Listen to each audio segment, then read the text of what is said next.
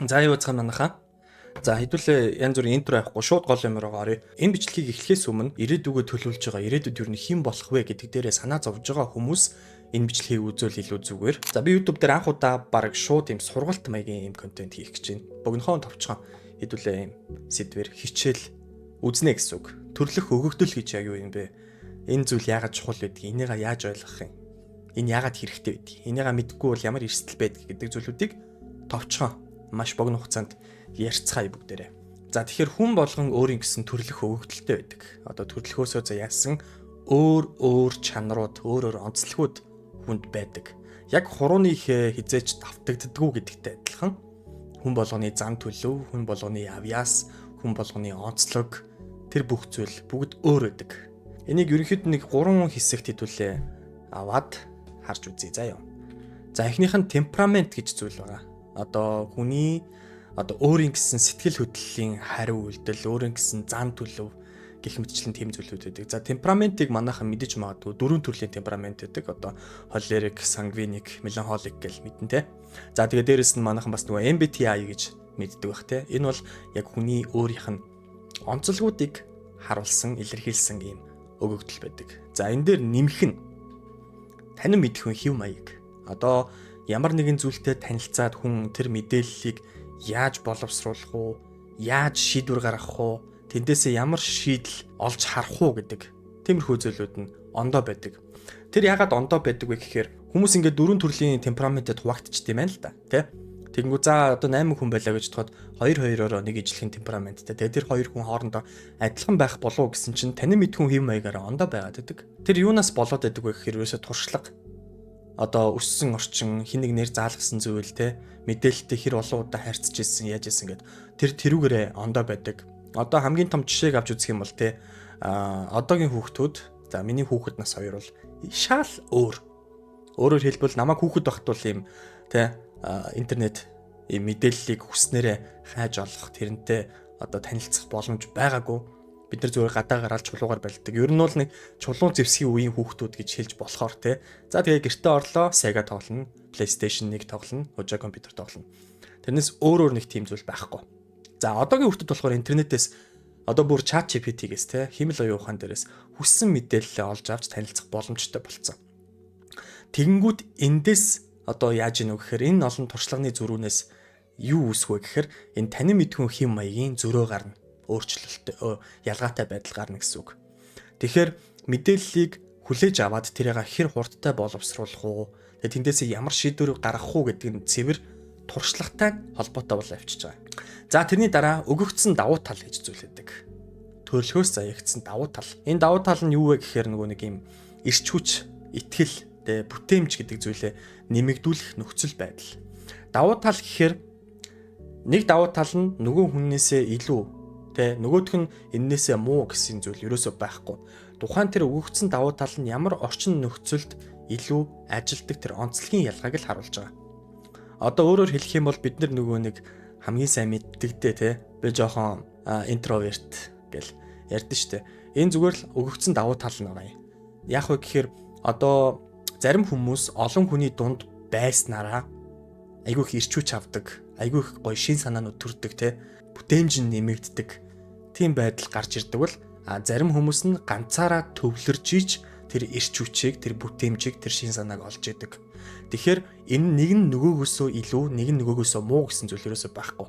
Тухайн тэр өгөгдсөн давуу тал нь ямар орчин нөхцөлд илүү гарч ирэх вэ гэдгийг л бид нар таньж мэдэх хэрэгтэй гэсэн үг. Тэгэхээр энэ бүх зүйл нийлээд ерөөсөө бидний одоо энгийнээр хэлэх юм бол үйлдвэрээс гарахтаа суулгагдсан одоо үйлдвэрийн систем л гэсэн үг. Хүн болгонд өөр давтагдчихгүй. Төрлөх тийм зан төлөв байна, авьяас байна те. Энэ болгоныг бид нэр таньж мэдэх нь маш чухал.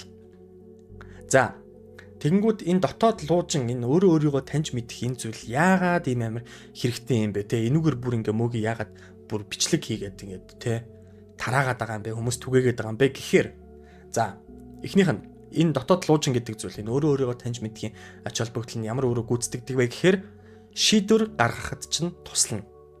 Одоо өөрөөр хэлбэл хүн өөрийгөө ямар онцлогтой, ямар давуу талтай, ямар зам төлөвтэй гэдгээ мэдчих юм бол юунд тийм, юунд үгүй гэж хэлэхээ мэддэг болно. юуг зөвшөөрөх үү, юунаас татгалцах уу гэдгийг мэдж чаддаг болно гэсэн үг. Шийдвэр гаргалтанд ч арай хялбар. Тэгхгүйгээр санал болгосон бүх зүйлийг хүлээж аваад байвал хэцүү. Чамд хэн нэгэн ямар нэгэн ажил үүрэг санал болголоо гэж бодоход чи тэрийг өөртөө тохирсон зүйл мөн үү биш үү гэдгийг бодохгүйгээр, чадах уу, чадахгүй юу гэдгээ бодохгүйгээр шууд за ямар ч оролдоод үзье, эндээс би юм сурах, энэ юмыг чаддаг болъё гэдэг ч юм уу. Тиймэрхүү байдлаар юм бүрхэг те чадах чадахгүйгаа мэдэхгүй, хүсэж байгаа үгүйгээ ч мэдэхгүй зөвшөөрөөд байх юм бол энэ чамайг эргүүлээд сөрөг үр дагавар руу хөтлөх боломжтой байдаг. Тэгэхээр татгалзах зүйлээсээ бас татгалзаж чаддаг байх ёстой. Энэ аягүй чухал. За дараа нь цаг хугацаагаа хэмнэн. Өөрөөр хэлбэл яг түрүүчийн ярьсан кейс дээр те одоо ингээд чадахгүй зүйл рүүгээ явж ороод өөртөө тохирохгүй, өөрийнхөө мэдэхгүй зүйл рүү явж ороод асар их цаг хугацаа зарцуулдаг те.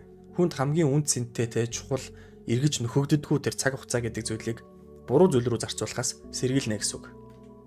За тэрний дараа энерги зөв чиглүүлнэ. Буюу яг л өөрийнхөө хүсдэг, өөртөө нийцдэг, за тэгээ өөрийнхөө чаддаг, дуртай тиймэрхүү зүйл рүүгээ бид нэр анхаарлаа төвлөрүүлж энерги зарцуулах юм бол бид нэр үр дүнг илүү томоор авах боломжтой. Тэгэхгүй бол ингээл ямар ч чамд ач холбогдол байхгүй, архиц дэвшил байхгүй тийм зүйл рүү энерги өрөөд байх юм бол хайрын бидтэй тий. Тэгэхээр одоо энэ өөрийгөө ойлгох гэдэг зүйлийг мэдгүйгээр одоо өөрөөр хэлбэл дотоод луужингүйгээр ингээ явах юм бол яг л ингээ тий мананд төөрцөн зүг чигээ мэдхгүй тийм аялж байгаа хүнтэй л ямар ч ялгаагүй нөхцөл байдалд орно гэсэн үг. Замаа харахгүй, хаашаа явахаа мэдхгүй, шийдвэрээ гаргаж чадахгүй те.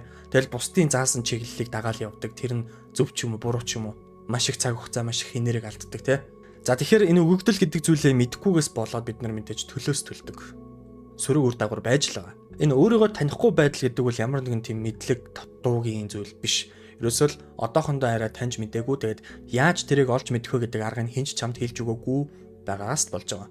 Энийг жоохон бодоод тэ тунгаагаад үзэх юм бол ер нь бол их ойрхон байдаг. За ямар сөрөг үр дагаврууд гарах боломжтой вэ гэхээр өөрийгөө танихгүйгээр удаан явах юм бол эхнийх нь байнгын стресс эсвэл burnout үүсэх магадaltaй. Яг өмнөх ярьсан кейс дээр те бид нар ингээд дургүй чадахгүй зүйл рүүгээ яваад орох юм бол мэдээж тэрний одоо тэр ажил тэр юмыг хийхин тулд биднэрт тодорхой хэмжээний ур чадвар дутнаа. За тэгээд тэрнээс болоод янз бүрийн асуудал, саад бэрхшээл, алдаа дутагдлууд үүсдэг. Тэрнээс болоод байнгын стресстэй явах эрсдэл гарч ирдэг. За нөгөө талаараа чаддаг байлаа гэж бодъё. Тэгэх юм бол тэр нөхцөлд яах вэ гэхээр чаддаг ч гэсэндээ тэр зүйлдээ яг дуртай биш. Буюу чаддаг хэрнээ дургүй зүйлээ хийгээд байвал яах вэ гэдэг асуудал гарч ирнэ. Хийж чаддаг ч гэсэндээ тэр дургүй зүйлээ ингээ удаан хугацаанд хийхээр сүултээ ингээд урам зориггүй тий хийхээс дургүй хүрээд юм burnout-ийн байдал руу орох эрсдэлтэй байдаг. За дараа нь өөртөө итгэлгүй байдал үүснэ. Энэ нь юу вэ гэхээр бас л яг адилхан өөрийнхөө хүсэл сонирхолгүй тэгээд ур чадварын жоохон дутмаг зүйл рүү яваад орчлоо тий туршиж үзэх гээд өөрийгөө сорих гээд тэгээд ингээ янз янз юм хийгээд үзлээ. Гол нь яг өөртөө таараагүй зүйл рүү явж ороод байгаа байхгүй. Өөртөө юу таахыг мэдэхгүй тий тэгэнгүүтлээ тэнцэнэ яваад орлоо суралцгаал байдаг болж өгдөгөө. Хичээгээл байдаг болж өгдөгөө, үр дүн гардгөө, сайжирдгөө. За болий тэгвэл өөр юм үзьгээл дахиад өөр юм л ордог, дахиад тэр байдалд автагддаг. Ингээ нэг 2 3 удаагийн дараагаас би ур чадваргүй юм байна. Тэ? Би юм сурч чаддгүй юм байна. Би чаддгүй юм байна. Би муу юм байна гэд өөрийгөө үгүйсгэж, өөрийгөө дотроос нь химлэж эхэлдэг. Буюу өөртөө итгэх итгэлээ үгүй хийж эхэлдэг. Энэ бол маш аюултай. Хэрвээ чи өөртөө итгэх итгэлээ нэгэнд алдчих юм бол тэрийг эргүүлж олж авахд асар хэцүү. Юм болгоноос айдаг болно, шийдвэр гаргаж чадахгүй, эргэлздэг, удаан боддог, удаан бодоол суугаад байснараа чи нөгөө гарч ирсэн боломжийг алдаад явуулцдаг тий. Гэх мэтчлэн ер нь бол хамгийн том эрсдэл нь бол энэ. За тэрний дараа сэтгэл ханамжгүй амьдрах. Одоо нийгмийн шахалт хин нэгний чиглүүлгээр өөрийнхөө ирээдүйг сонгоцсон. Өөрөө биш тий. Тэр зүг рүү явлаа. Сургуульд нь сураад цаг хугацаа явсны дараа нэг ямар ч сан тэр мэрэгжлийг бол эзэмших байх тий чаддаг болчих байх тодорхой хэмжээнд. Гэтэ төрлөх өгөгдөлтэй хүнээс бол ур чадварын хувьд бол мэдээж доор байна. Тэгэл тэр чиглэлээр яваалдаг, ажиллаад л байдаг, хийгээл байдаг. Тэгэл нэг л хэвийн карьер өсөлт нь байгаа ч юм шиг байхгүй ч юм шиг. Тэгээд эргээд харангуут сэтгэл ханамжгүй байдлаар амьдардаг. Би яг юу хийгээд байгаа юм бэ? Тэ би ер нь энэ олон жил явахдаа юу хийж бүтээв, юу сайжрав гэл одоо эргэлзээд эхэлдэг. Тэгэнгүүт карьер шилжих, чиглэлээ өөрчлөх үү яах вэ гэдэг бас нэг юм сонголтын дээр хүн тулаад ирдэг. За тэгэхээр бид нар өөрсдийнхөө төрлөх өгөгдлийг хэрвээ олоод мэдчих юм бол саяны гарсан энэ 3 зүйлийг эсэргээр нь эргүүлэх боломжтой. Стрессгүй те амар амгалан байдлаар дуртай зүйлээ хийдэг, өөртөө итгэлтэй, зоригтой, хийсэн зүйлдээ, бүтээсэн зүйлдээ сэтгэл ханамжтай, аз жаргалтай байх боломж нээлттэй байдаг. За тэгэхээр одоо хэдүүлээ хамгийн том асуулт руу оръё те. Яаж тэр өөрийнхөө өгөгдлийг олж мэдэх вэ? 3 алхамтай арга байгаа. Энэ бол хамгийн энгийн арга. Өөрөө ажиллаж олж мэдэх арга. За, эхнийх нь цаг зогссон мөчүүдээ сана. Буюу чи ямар нэг зүйлийг хийж байхдаа бүр ингээд цаг хугацаа яаж өнгөрснийг мэдэхгүй мангар аз жаргалтай кайфтайгаар хийсэн зүйлүүдэд бод гэсэн үг. Тэднийга тэмдэглэж ав. Одоо жишээ заяа.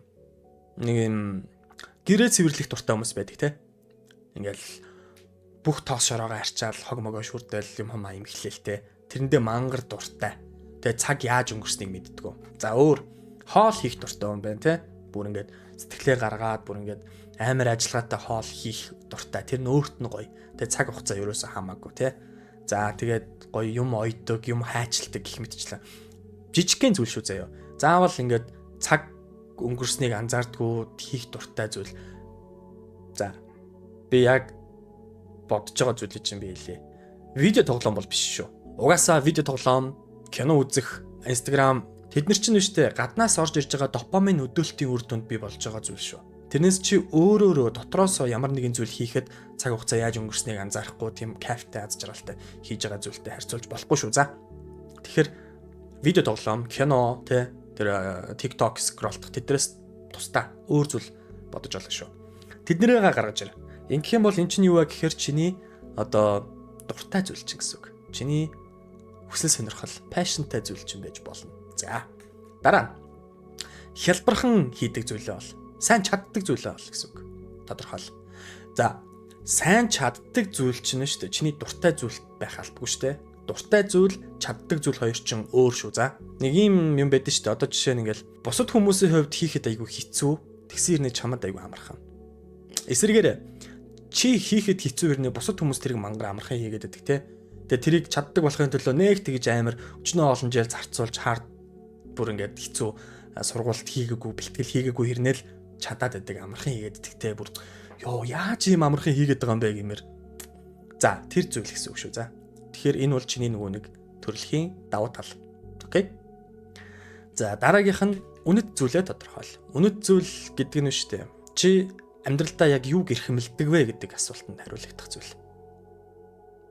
Хүн энийга үнэт зүйлээ өөрөө олоогүй, тодорхойлоогүй ч гэсэндээ амьдралын чинь шийдвэр гаргалтууданд үргэлж нөлөөлж идэг. Яг чи үнэт зүйл маань энэ гэд ойлгоогүй, тодорхойлоогүй ч гэсэндээ чиний шийдвэр гаргалт, чиний үйлдэлүүдэд тэр зүйлүүд нөлөөлж идэг. Тэ? Чиний хувьд үнэт зүйл гэж юу юм? Одоо жишээ нь эрх чөлөөтэй байх. Чиний хувьд үнцэн гоё үнэт зүйл үү? Одоо нийгэм, эргэн тойрон тэ нийгмийн тогтолцоо энэ бүх зүйл чиний одоо эрх чөлөөг ямар нэгэн юм хийх эрх чөлөөг чинь бомилохгүй байх нь хамгийн гоё зүйл. Миний хувьд хамгийн чухал зүйл гэж бодож байна уу? Эсвэл гэр бүл миний хувьд бол хамгийн үнцэнтэй зүйл тэ гэж бодож байна уу? Эсвэл карьер. За эсвэл эрүүл мэнд тэ юу гэдэг юм. Тэр зүйлийг тодорхойл. За энэ гурыг тодорхойлчих юм бол бид нар эндээс хамгийн дуртай зүйлээ олчлоо тэ. Тэгээ дээрэс нь сайн чаддаг буюу авьяастай зүйлээ олчлоо. За тэрний дараа үнэт зүйлээ олчлоо. Үнэт зүйл гэдэг нь чи одоо дуртай зүйл болоод авьяас хоёроо хослуулад нэг зүйлийг хийгээд явсан чи үнэт зүйлтэйгээ хослуулах юм бол тэр зүйлээс чи хизээч залхахгүй. Тэр зүйл хизээч чамайг одоо сэтгэл ханамжгүй байдал руу хөтлөхгүй. Яагаад тэгэхээр чи үнэт зүйлээ үргэлж тэтгэж тижээж одоо сүнсээ тижээж явна гэсэн үг байхгүй юу? Өөрийнхөө эгог тижээн гэж ярьдаг те сүнсээ тижээн гэж ярьдаг. Тийм зүйлүүд бий болноо. За тэгэхээр энэ гурван зүйлийг бясалгаж бодож тунгааж үзээд өөрсдийнхөө өгөгдлийг олох гээд нэг оролдоод үзээрэй. За өнөөдрийн сэдв маань нэг иймэрхүү байлаа. Тэгээд энэ сэдвийн хүрээнд би бас танхимын сургалтыг 3 сарын 21-нд зарлаж байгаа. Өнөөдрөөс зарлаж байна. Тэгээд та нар маань бас энэ сэдвийг хэрвээ гүнзгийрүүлж илүү суралцмаар байвал танхимын сургалтанд маань хамрагдаж болно. Доор би бүртгүүлэх линкийг тавьчихна. За тэгээд энэ сургалтын дээр яг юу хийх вэ гэхээр сая бид нар бол зүгээр юм одоо тайлбар маягаар те өөртөөгөө ажиллах маягаар би арга замуудын зааж өглөө. Тэгвэл энэ сургалтын дээр юу болох вэ гэхээр Power Skills Academy одоо өөрсдийнх нь бэлтгэсэн төрлөх өгөгдлийг оншилдог юм тест байгаа. Энэ тестэн дээр ажиллаад яг өөрийнхөө төрлөх өгөгдлийг ойлгоод олж аваад тэнгуүлээ тэр гарсан хариу дээр нь үндэслээд одоо Power Skills Academy сургагч багш зөвлөгөө, заавар чиглүүлэг ийм сургалт бас хийн. За тэгээд тэрний араас би өөрийгөө таних, амьдралын чиг баримжааны талаар сургалтуудаа явна. Сэтгэл зүгээ доктортой удирдах те цаашдаа нэг зүйлээ зориод явхад сэтгэл зүгээ яаж доктортой байлгахын, өөртөө итгэх итгэлээ яаж нэмэгдүүлэх талаас дотоод өөртөөгөө ажиллах арга замуудын хичээлүүдийг орно. Эхний хагас. За тэгээд төр завсарлагын дараа үргэлжлүүлээд өөртөөгөө ажиллаа сурцсан бол одоо гадагшаага чиглэсэн, илүү үйлдэл рүү чиглэсэн агуулгатай хичээлүүд явна. Тэр нь юу вэ гэхээр харилцаа. Бусдтай яаж харилцах те. Чи одоо ингээ өөрийгөө ойлгоцсон ч гэсэн те бусад хүмүүст өөрийгөө яаж ойлгуулах вэ гэдэг зүйлүүд те нөлөөлөл. За тэгээд тууштай байдал, дадал үүсгэх, амьдралын системийг яаж босгох гэдэг иймэрхүү сэдвүүдээр нэг хагас өдрийн сургалтыг зарласан байгаа. Тэгээ манайхан сонирхож байвал өнөөдрийн ярьсан зүйлийг илүү гүнзгийрүүлж өөрийнхөө амьдралд илүү хэрэгтэй мэдээллүүдийг олж авмаар байвал 3 сарын 21-нд түрээдэр тэгээд суудлын тоо хязгаартай байгаа 60 хүнээр хязгаарлагдаж байгаа. Тэгэхээр та нар маань амжиж бүртгүүлээрэй. Тэгээд хамгийн түрүүнд одоо YouTube дээр ингээд зарлж чинь тэгээд маргаашнаас би Instagram дээр ингээд өөр юмнууд хийгээд зарлаад явах бах. Тэгээд амжаа бүртгүүлээрэй. Ер нь бол хүмүүс айгүй их асуугаад байгаа. Хүмүүс нөгөө нэг намайг онлайнаар скул дээр ингээд хичээл ороод тахаар яг ингээд амьд хичээл байна уу? Би ингээд танхимын хичээл байна уу гэд асуугаад идэг. Одоо нөгөө онлайн хичээлд сууд сураагүй танхимаар илүү сургалтанд суух сонирхолтой хүмүүс бас байдаг юм билээ. За тэгээд иймэрхүү төрлийн контент та нарт таалагдж гэнэ үгүй юу? Манайхан дор сэтгэлдээ бичээрэй. Хүнд хэрэгтэй зүйлсийг хуваалцъя. Тэгээд чадлаараа би те богинохон хичээлүүдийг, гоё агуулгуудыг та нартаа хэрэгтэй агуулгуудыг ингэж энэ YouTube суугаараа та нартаа хуваалцъя гэж бодлоо. Тэгээд манай community байгаа school дээр манай community-д нэгдээд илүү бүр гүнзгий, өшөө олон төрлийн ур чадваруудад суралцах боломжтой байгаа. Тэгэхээр та нар маань доор байгаа линкээр бас манай community-г сонирхоод үзээрэй. Окей. За тэгээ бүгдээрээ дараагийн бичлэг хүртэл түр баяртай. Ам цагцсан шүү дээ.